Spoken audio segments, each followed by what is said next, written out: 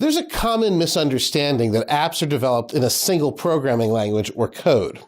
There are actually hundreds of programming languages to choose from, and most applications are developed using a combination of languages. As developers, we choose which language to use based on the project that we're completing. Sometimes there isn't a choice. For example, if your app is going to run in a web browser, you need to use HTML5.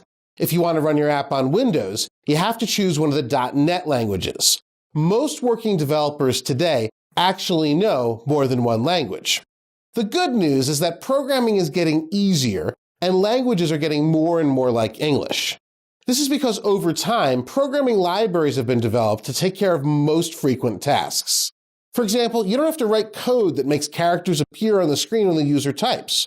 For the most part, that's already been done for you, and you can take advantage of that pre-written code. There are existing libraries to make everything from storing data to working with maps easier.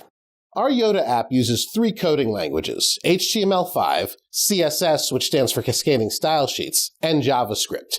Each of these languages has a different role in our application. HTML5 code provides a structure for the content that's going to be displayed to the user. HTML5 technically is a markup language, but it's pretty easy to learn. The reason it's easy for most is that the language is comprised of tags that are all English language words. Some common tags include P for paragraph, EM for emphasis, strong, and nav for navigation. The design of our app will be determined by CSS code. CSS allows you as the developer to create various rules that control what different elements look like on the screen. CSS rules allow you to control everything from which font is used to what color elements appear in.